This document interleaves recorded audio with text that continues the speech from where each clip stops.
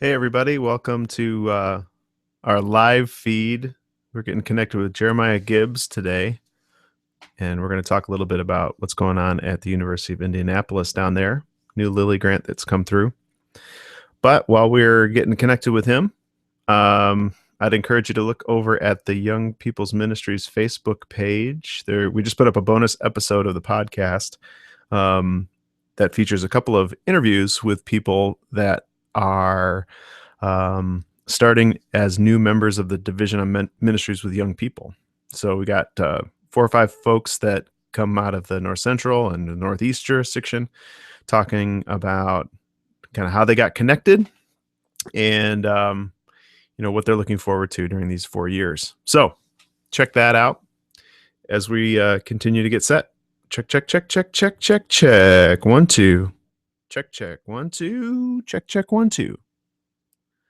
I'll play with the microphone a little bit.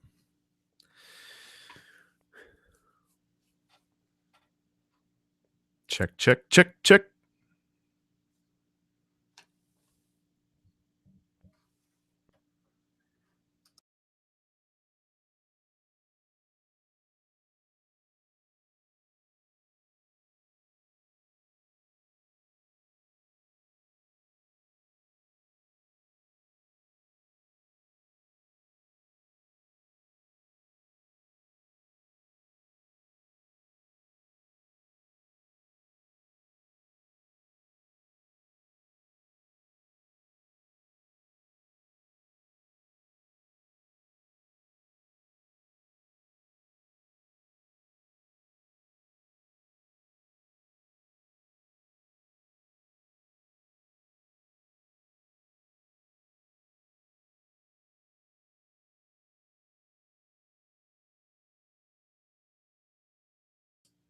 Hey, Jeremiah, are you hearing me?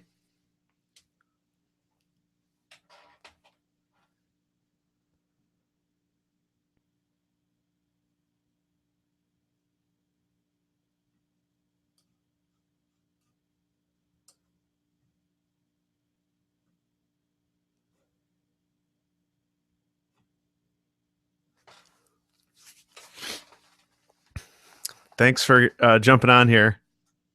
I don't hear you yet.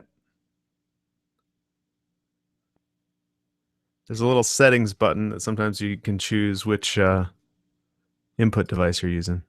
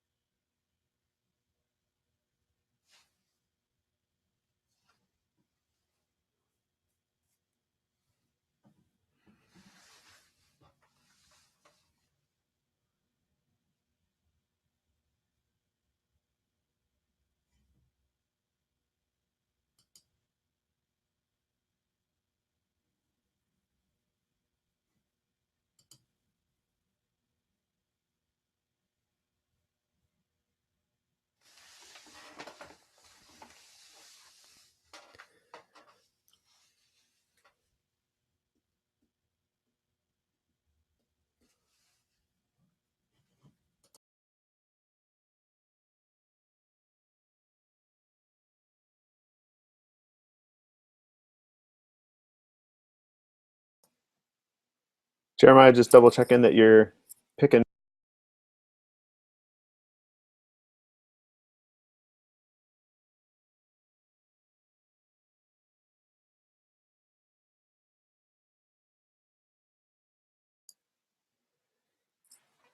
Feel free, give me a thumbs up sign if you can hear me, just so I know that that's coming through. Okay.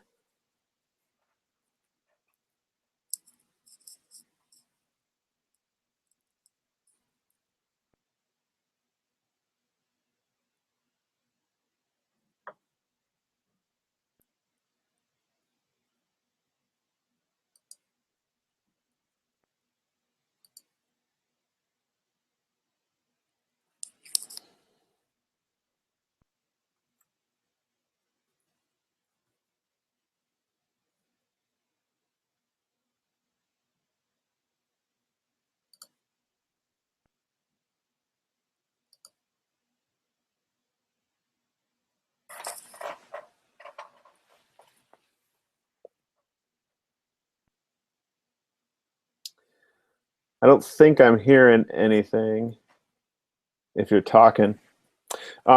Last time we had some trouble, it was an issue of Google Hangouts being set to use the default input. And so making sure that the settings in your system preferences, if you're on an iMac, is connected to your kind of default camera and audio.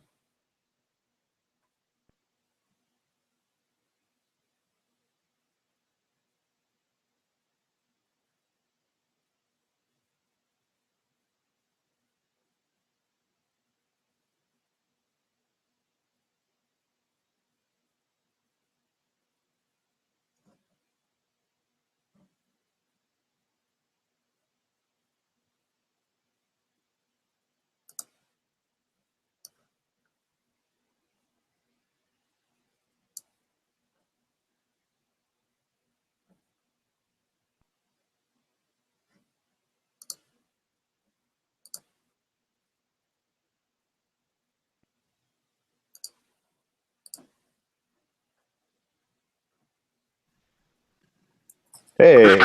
Hey, there we go. I can hear you. Can you hear me? Yep, coming through good. Okay. I have no idea what was going on. I didn't do anything different. I know that happens all the time. Google Hangout is great in terms of its functionality, but just getting people on is the hard part. I feel like that's a key feature of functionality. Yeah, no, maybe that's why they kind of got rid of it in terms of they kind of buried it into the YouTube live thing, but it seems to be working the same. Anyway, Yeah. well, thanks for being willing to chat today. Would just love to hear more about kind of it looks like this is kind of an ongoing phase of the Lance Center. Is that right? That's right. Yeah. And so talk a little bit about kind of how you got here, what you're doing with this new grant, and where it's going, Yeah. Usually I like to get a little bit of that, just kind of the basics down, then try to transition into a little bit of who do you know that's gone through this, or who has an engaging story that you can tell, kind of one student or a couple or something. And lastly, we just try to, help people connect if they want to hear more, if they want to support the project, if they want to support young people that are in it, that kind of thing. Yeah, sounds good. Does that sound good? Cool. So let me double check the last interview that I did. Oh, I'm going to change my mic back to this other one that's hanging in front of my face here. Let's double check to make sure that works. All right. Are you still hearing me? Yeah, it's great. Okay. And you hear me okay? Yep. Okay. And that should be taken care of. The last interview that I did, I got all the audio from the person I was interviewing, but none of my questions. And so the next thing I have to do is go sit down and pretend to ask them again. Right, yeah. Try to remember what you said. Exactly. Kind of working backwards from her responses. But anyway. All right. Well, let's get started. And we usually try to only just, do 25 minutes or so. Cool. So hopefully that should work fine. Great. Well, hello, everybody. I am Carl Gladstone. I work as a regional staff person for the Young People's Ministries office. And today on Reverb, we are talking with Jeremiah Gibbs, who is at the University of Indianapolis.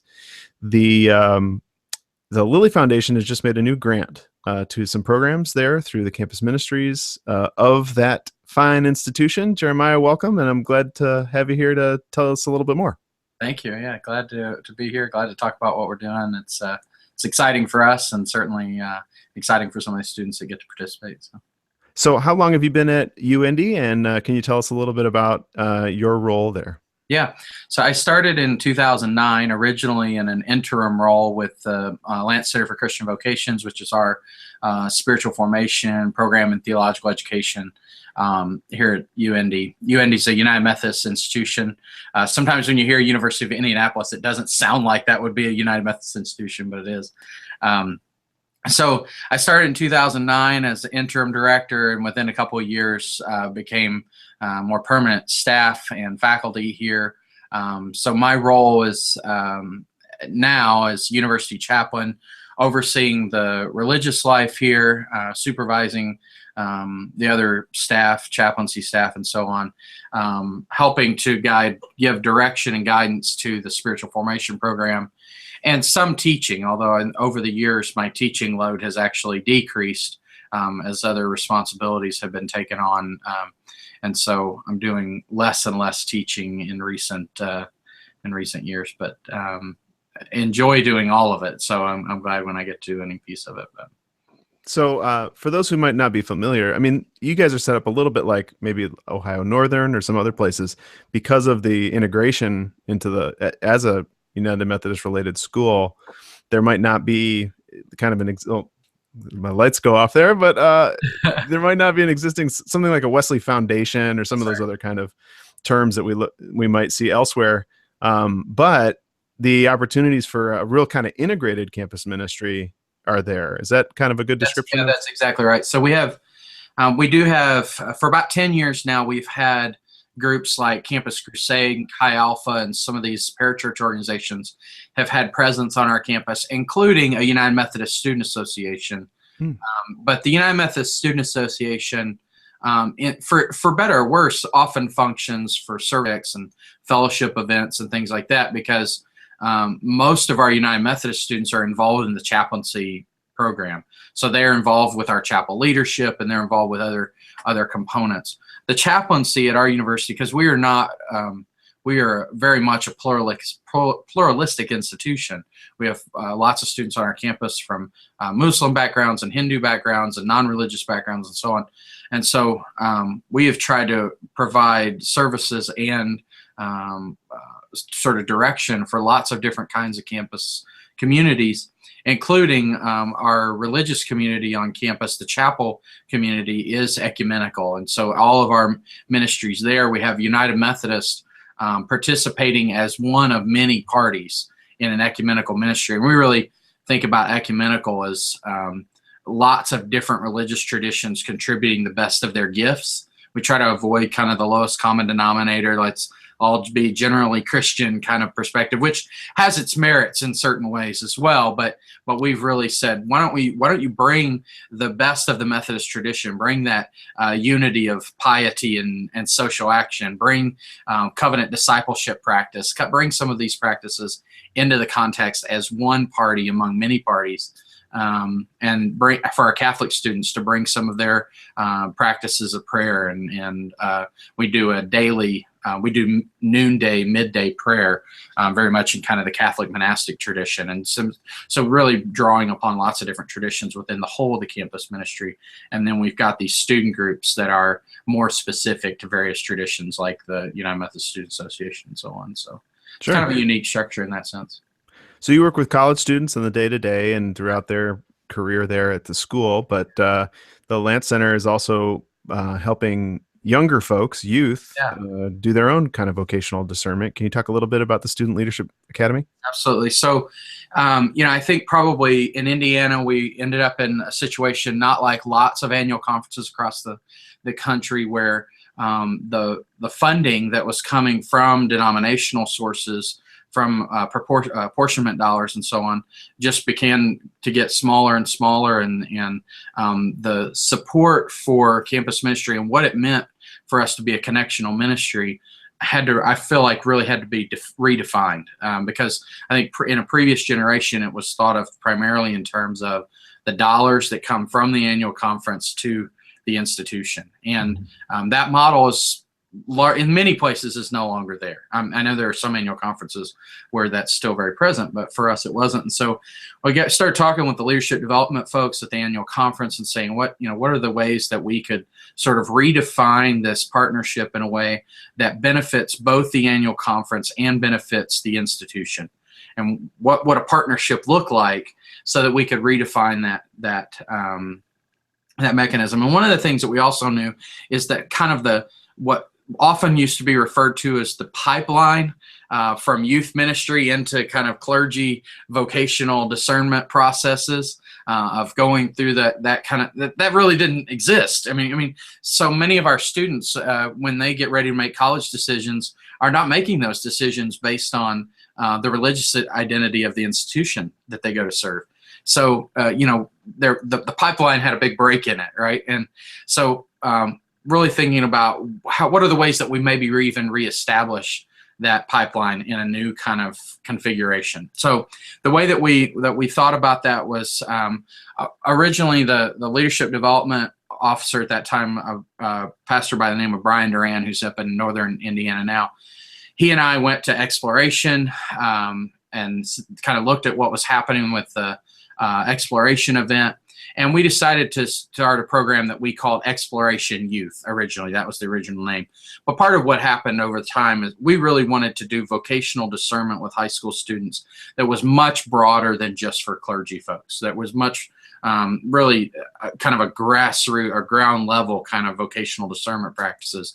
And we found out that really so many United Methodist clergy took that name of Exploration to be about students who were already thinking about clergy. And so that was the only students we were getting, and we really wanted that to be broader. So we rebranded that to be called Student Leadership Academy. And that Student Leadership Academy uses the resources of the Lance Center, both the curriculum resources, things that we do with college students in a 2-year-long format, and specifically the first course of that 2-year format. We took that first course and tried to make it into 3 days. Really, what are some of the highlight components of that semester-long course, and how can we do that in 3 days for high school students to give them really just an overarching structure to think about vocation and calling.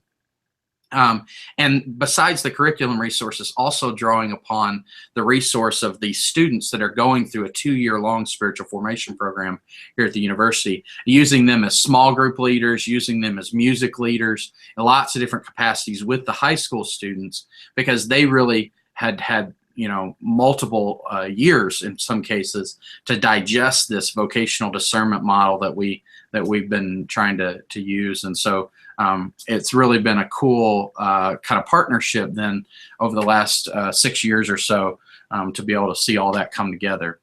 That's great. So folks will come together for a retreat. This is happening in the fall? That's right. It's a November event. Usually it's the weekend before Thanksgiving. And that has been solely United Methodist, promoted among United Methodists. We would have never turned anybody away that was from a different church or something like that. But all of our promotion channels and so on have been through the annual conference here in Indiana, and have been INUMC Youth. So. And what's the feel of it? Is it young Methodists in suits carrying their leather-bound Bibles? I would say one side of this, I should say, is that from the very beginning, we said this event was not going to be cool. Like it wasn't going to be bright lights and sort of. And now, as things have evolved, our worship services and so on have grown more elaborate, and we've gone more careful with the plannings of liturgies and class. And so it's becoming more of a cool event, but it still is very much.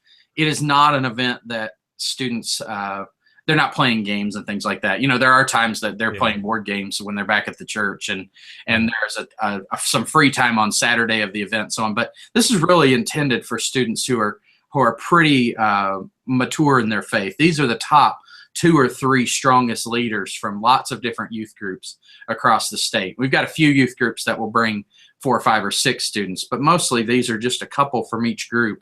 And then you end up with this really remarkable group of students who have gotten the best of the formation from their congregations, and bringing them into conversation with one another around topics that really matter to them. I mean, most high school students are really keen on trying to figure out what they're supposed to do, because they get this sense that they're supposed to know more about their calling than they do.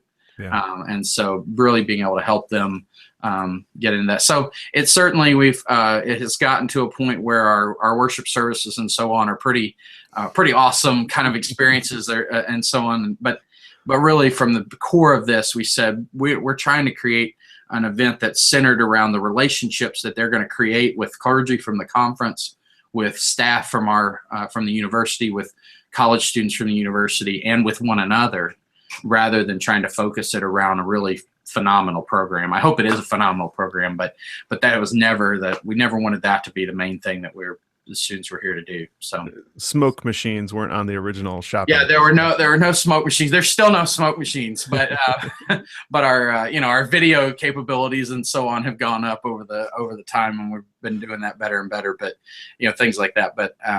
But still no smoke machines, and all of our lights are static for the entire for the entire event. So there's that. So you've gotten to a certain point, and now with the investment of some Lilly funds, there's going to be some growth in that particular program, some additional programs around that. Can you talk about this transition? Yeah, absolutely. So the Lilly Endowment Incorporated last year invested, I believe, in 92 or 94 institutions across the country to develop programs in develop programs in theological exploration for young people. Lots of them ended up being vocational programs, because Lilly Endowment a decade ago had funded a whole lot of colleges to do programs like ours. And so there are a number of them that are similar to ours, but there are others like University of Evansville here in Indiana. Theirs is more of kind of social justice and theology kind of program. They're taking on a variety of different sort of looks. And one of the great things about Lilly Endowment is they really give you the freedom. I mean, you have to write a competitive grant, but they really give the freedom to say, we're not the content experts here. We're not the ones that should decide how best to do this. We're going to hold you accountable to doing good work, and they will do that, but really giving us the freedom. And so what we did was essentially take the Weekend Academy in November, and we're going to expand that to probably 2 or 3 times the size that it's been previously. So we've had maybe 90 students each year. We think we may have somewhere in the neighborhood of 250 students that would be participating in that weekend event. And that's for all students, regardless of what kind of vocation they may be considering, what career they may be considering, and other capacities. And we really talk about vocation pretty broadly, not just about careers, but that becomes a kind of a central focus. And then the grant will also provide to create a new program in the summer, which we're just calling the Student Leadership Summer Academy, which will be a 12-day program in the summer. Will only take 40 students, and those 40 students will be students who are thinking about church ministry, either ordained ministry or youth ministry or missions. It's really sort of my philosophy that the narrowing down of that call comes much, much later. I don't think we're called to a specific thing, but we begin to get kind of in a stream and in a general direction. And then that God sort of works out the details of that later. So we're not sort of saying, we need you to be called to ordained ministry or something like that. But what about church ministry broadly? Are you thinking about missions work or youth ministry or ordained ministry or being a layperson, church staff, lay staff?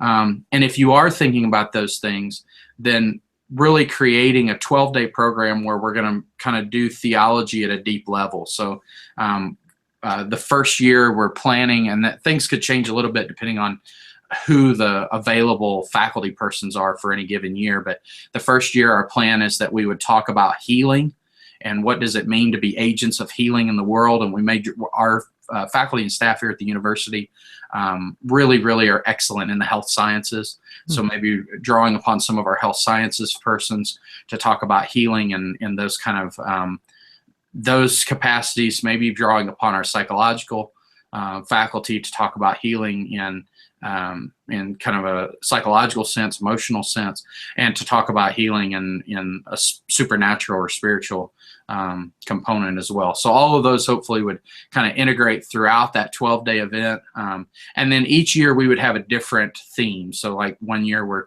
going to talk about who is my neighbor, and that may be an opportunity to talk about immigration issues and so on. We'll talk about the idea of covenant, which may invite us both to think about baptismal covenant and marriage covenants and lots of different covenants that matter to us in our world. So really trying to engage social issues, but allow that engagement of social issues to be the context in which we are thinking about vocational discernment. So allowing that kind of deep theological conversation to inform the ways that these students would think about their calling to this work that we're doing in the church. Do both the fall and the summer provide kind of, are college students serving as kind of small group leaders? Is there that kind of bridge building between youth and young adult? Yeah, absolutely. So that's central to the fall event. So every student would be in a small group of about 7 or 8 that's led by a college student for the fall event. We don't know all the details of what the summer event is going to look like, but it's likely that some of our religion majors and ministry majors students would likely be small group leaders through that. We may draw upon the seminaries. I mean, we have 3 seminaries that are pretty close here with MTSO and United and Garrett. And so we may be drawing upon some of the seminaries to bring some persons in that would help with those small groups, but really want to be able to make the connection with other young people kind of providing the leadership of those small groups. It's a little bit tricky because we really believe strongly in the model of discernment that kind of comes out of the Lance Center. And so we want to make sure that we have persons that really own that so that we have kind of a consistent message that's going through there. But yeah, so certainly that connection will be part of it. And we have a full-time staff member now, assistant director of the Lance Center, whose work is almost solely about the grant programs. And one of the things that he's going to be doing is providing some follow-up activities for both the fall event students and the summer event students that we've not previously had. We just didn't have the manpower, human power, to be able to create the follow-up that we really would want to be able to do with these students, because part of what we know is that these students are theologically engaged at really deep levels, more so probably than what they can get from their youth groups, right? Because if you think about what happens in a youth group of 10 or 12 kids, and there's these 2 kids over here who are, you know, light years ahead of the rest of the students in their faith formation, theological thinking, and so on. And the youth minister, the pastor, or the youth workers, they have to sort of cater to the whole, right? I mean, they can't be out here when 10 kids are not there. So part of our thinking is, let's take all those kids that are ready for the deep thinking that can happen in this kind of environment and bring them together and give them a context with all young people who are already at that faith formation level and that theological formation level, and let them engage together. And then how do we create a community out of that? And the answer to that is not clear to us, because high school students aren't on things like Facebook anymore. You know, so what the mechanism is for creating a virtual community, and maybe some actual communities. There may be some follow-up events and stuff that we do. We haven't talked about what's going to be necessary yet to do that follow-up, but we're committed to then not allowing that event to only be the weekend or the summer event. Sure. So. Our Chrysalis friends have found the strength of the 4th day program. Yeah. Part of that. Yeah, absolutely. And that kind of a perspective for sure. Is this kind of discernment? Was it a factor in your own discernment into ordained ministry? You know, I answered a call to ordained ministry in the Assemblies of God. And in the Assemblies of God, we, generally speaking, there was a notion that God had to sort of whisper in your ear, really, about what you were supposed to do. And so I'm not sure that I had that mode of thinking in mind when I answered a call. I thought maybe God was calling me in that way. And I've come to question more and more whether that's a normal way that God calls people. In fact, I would say definitively that that's not the normal way that God calls people into into the various areas that they'll serve for their lifelong. So given that, I would say no, this wasn't the primary way that I discerned my vocation on the front end. But I would say that once I answered a call to pastoral ministry, and I knew that this is the direction that I was going to be going, I didn't know it at the time. I wouldn't have been able to have this kind of matrix of vocational discernment that we talk about in the program. I was thinking about some of these key pieces when I was thinking about what are my next steps. So for instance, when I was in seminary and decided to marry someone who's going to be a United Methodist elder, I made a decision that circumstance in my life probably meant that I needed to pursue the PhD that I was only thinking about before, because that was going to open up other possibilities for us to be a clergy couple. And I think I was using some of those same vocational discernment skills then, but probably not on the front end. And we really want to instill it from the front end so that students, because oftentimes students just kind of, I use the phrase that they throw a dart at the admissions catalog of their college, and that's sort of their major, and that's a really bad way to figure out what God is calling you to do. But that's often what it looks like. So in the startup field, they talk about having runway to succeed, right? They get these investments or something. It's just giving people long enough time to figure out where their life might pivot and what innovation they can create in the world. And I'm glad that we have some ways of helping young people do that with their, vocational call and their sense of a kind of a rooted discipleship that really they have for their whole lives. Yeah, absolutely. That's great. Yeah, I think it's, we have an opportunity to put some realistic expectations. One of the challenges that we know are there for young adults or for high school students especially, is the reality that, if we were talking about 15-year-olds of the last two generations or so, a 15-year-old would have probably been doing some meaningful work in their family's business or on the farm, or they would have had some capacity in which they were engaging sort of real work and real meaningful kinds of stuff. And now, because of the lengthening of adolescence, so that many of us don't get our sort of first big kid job until we're 26 or 27 years old, there's this extremely long period of physically being an adult, but not being able to engage in activities that make somebody an adult. Right. And so what ends up happening then is they get to age 18 and the only job they've ever done is work for Subway. And not that working for Subway is a bad thing, but that often is not meaningful work for them. Now, it may be that they end up at management in Subway, and then they begin to recognize that the work that they're doing is affecting people's lives. And so then they can get a sense of vocation about that. So I'm a firm believer that the church has an opportunity to create an environment where people can do meaningful work, whether that meaningful work is organizing service projects for the congregation. Maybe it's volunteering in a local nonprofit. There are lots of opportunities for them to engage, for young people to engage.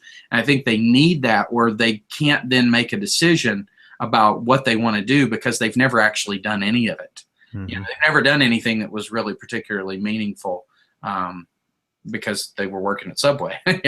Sandwich artists. They were sandwich artists. Yes. Absolutely. So I think the church has a responsibility to young people who are in our pews. And I think that would also mean that they were much deeper connected with their faith when they go out into the work world, because then they begin to see that my work as an accountant is an expression of my faithfulness to God. Right. And I don't think that many students are able to put those pieces together. And so it just becomes, their faith becomes less and less important to paying the bills or whatever other kind of pressures are on them as young people. So, yeah. Well, as you think about the work that the Lance Center has already done, particularly with the Student Leadership Academy, are there a student or two that pop to mind that you could tell a little bit of their story?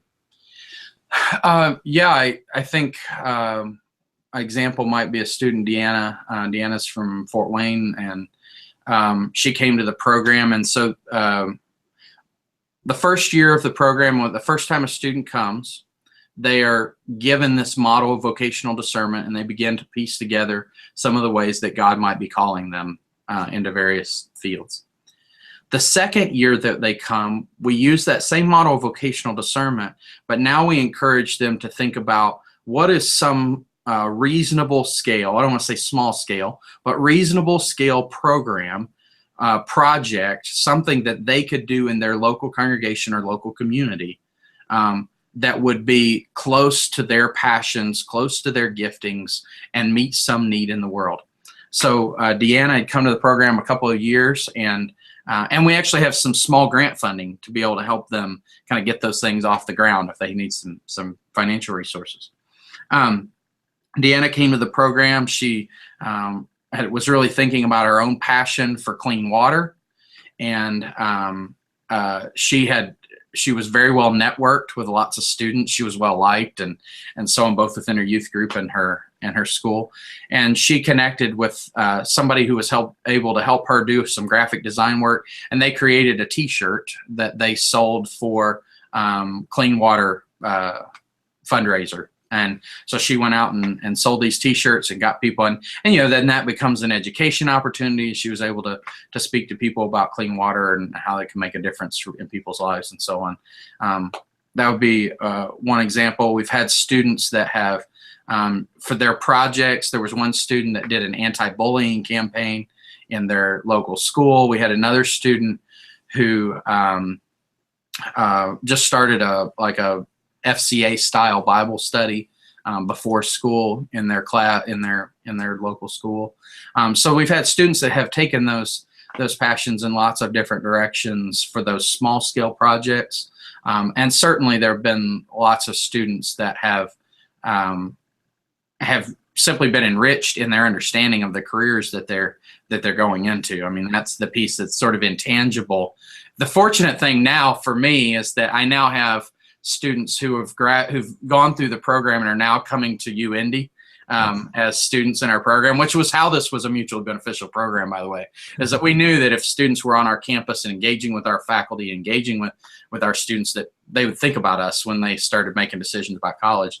And so now we have students that are in the program. In fact, we'll probably this year we'll have the first group of students. Well, we had one student last year, but we'll have a group of students this year that are now UIndy students who are serving as small group leaders for the program that they came through when they were juniors and sophomores and so on in high school. So we're kind of the first alum group that will now be serving as small group leaders. But that has been really rich for me because I'm able to see when they get here how far along they have come in their kind of vocational journey. And it's still, they're 19 years old, so they are 18 years old. They still don't necessarily know what they want to do with their lives, but they're much more settled about how to get there, I think, than most young adults that I've seen. So that's really refreshing. Sounds like this is a program that is trying to be honest about this kind of new era that millennials, younger folks live in. It feels like the era of the immediate cause, right? Mm-hmm. I mean, there's no reason why you can't save someone's well in Africa. You know what I mean? Like, yeah, absolutely. Like all the tools you need to do that are on your phone. Absolutely. Literally, right? I mean, yeah. I mean, I remember, not to interrupt, but I remember when we were planning to go to Haiti and we were learning about issues in Haiti, and I ended up not getting to make this trip, but literally I was able to learn how to help them make coal from YouTube. I mean, I didn't know how to do it, but there was already well-established parameters on YouTube, and you just, so yeah, students have amazing resources available to them to be able to make a difference. Well, and in some other era of the church, I'm sure that vocational discernment would have taken the form of the same kinds of, what do you feel passionate about? What do you feel called to? And then the output, the action oriented thing was, great, now sign up for this appropriate committee in our superstructure. Yeah. You know? And it's exciting to see ways in which the church is kind of engaging, taking the model of Kickstarter seriously. Yeah.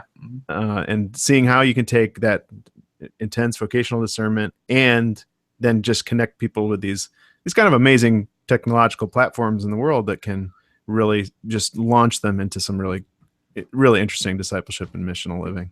Yeah, yeah. And I think the whole idea of sort of find out what committee we can put you on.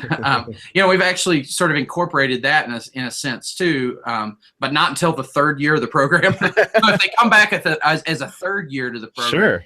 we put them through a kind of a confirmation 2.0 kind of thing where they begin to learn about the UMC structures and how they can contribute, and they learn about the disciplinary requirements of having young adults within the committees, and so on.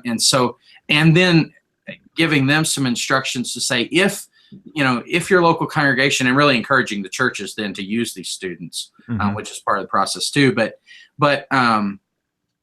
if you feel called to some certain area, education within the church or something, here's, the discipline says that we need you on these committees, and you are a real participant in the committee, not a token sort, and really encourage them. Right. What does it mean for you as a 17-year-old to engage this group of adults around, for instance, Christian education in your congregation and that kind of thing? So we do have that component of it at the end where it's like, okay, you're a United Methodist. Usually these are the super Methodists, right? Because they've been back to 3 years now. Metho nerds. Yeah, they're the Metho nerds. And so, hey, Metho nerd, here's the ways that you can best engage your local congregation, or here's the annual conference structure. And a lot of these students are also students who might be candidates to serve as annual conference equalization delegates and things like that. And so really giving them kind of Methodist 201 so that they know how to engage their church, both their local church and the denomination. Yeah, so that continues to be a part of the way that they can respond, and not the only way. That's right. Yeah. Yeah. Well, Jeremiah, thanks so much for being with us today. We always want to make sure that you have the opportunity to help people know where to find more information and how they might support the program if there's ways to do that. Yeah, absolutely. Well, I think first thing, if they're interested if they have students who would like to participate in the program, for the fall event, registration will be closing on November 1. So they actually still have some time to get students registered. In the past, we've not had students from out of state. We've only promoted it within our annual conference, but we certainly would welcome students from other annual conferences to register and to be a part of that fall event. And that'll be November 18 to 20, I think, are the dates. It's that Friday to Sunday. So November 1 deadline. If they want to register for that, they can just look on Indiana United Methodist Church, inumc.org. That's the annual conference website, and just search for Student Leadership Academy on there, and they should pretty easily be able to find the registration for that. The Summer Academy, we do not have a registration site up for that yet, but certainly continue to take a look at the INUMC website, and we think that we'll have at least the information for dates and everything up by the November event. So in the next 8 weeks or so, we'll have a schedule for our summer event and know a little bit more about how that's going to come together. Folks that may want to contribute, certainly call me. Would love to talk with them and put them in touch with our development office here at the university, because we will be, with the Lilly Endowment funds are for 4 years. And so we really are already beginning to think about some sustainability pieces, and there may be ways that a donor could pick up scholarships, taking responsibility for scholarships for certain students. They may be able to take on certain, like if they wanted to fund the grant program and provide resources for some smaller piece of the program, we would have opportunities for that. And they can certainly contact me at Gibbs, Gibbs, at UIndy.edu. Great. And we'll put some of those links in the show notes. Awesome. And I guess people could also just start making t-shirts, I suppose. Yeah, absolutely. Supporting the work that you do. Student Leadership Academy t-shirt. Well, thanks so much. We'll be sharing this around and praying for all the young people that are involved. And thanks again, Jeremiah, for talking with us. Thanks a lot. Okay. We'll grab this video and probably put it up to the YouTube stream, and we'll give you that link once it's there. And then we'll also put the audio into the podcast and send you the link when that's there. I think that we're looking at the mid-November one. Although you've got some timeline things right now. Yeah, well, might Might be better. I might flip around one or two of them. We've been doing one a month, and I think that we're moving towards 2 a month. Okay. I'm just backed up. I've got like 3 or 4 interviews that I've already done. Would it make sense for us to? I was gonna say we could re-record that that last section there with the dates and just assume that that's going to be. No, that's okay. I don't think the other ones that I have are as timely, and and I think it's just a matter of just a couple weeks here. I think that I'll put you up next, and then we've got one from Meta Student Ministries down in Ohio. They did this whole revamp of their like a small town youth ministry, all around the idea of reaching out to kids that aren't there yet. It's kind of cool. So, but I don't think it's as time sensitive. So I'll do that and get it to you, and then feel free to share it around. And I think I'll be able to grab any of those links. It's helpful to know. I think the big thing is look on the conference website more than the UIndy website. Right. Yeah. For registration, so far all the registration stuff has gone through there. We are thinking about at some point building a website specific to the student destination site. Yeah. But as of right now, that's until we had these resources, that would have actually been more problem than now we have additional staff and so on. So are there feeds? Are there Instagram or Facebook feeds or anything? For Student Leadership Academy? No, we've just been using the McCleary Chapel feed through the university, and that's partly because we want the students to start looking at McCleary Chapel. We want them to think about this as a ministry of the university. Yeah, it's broader than just the event. Yeah, but the reality is that the more that we're doing Student Leadership Academy things, there's really been some pressure to create specific streams for this. In part because we want our staff person to have some channels to be able to push things out to students.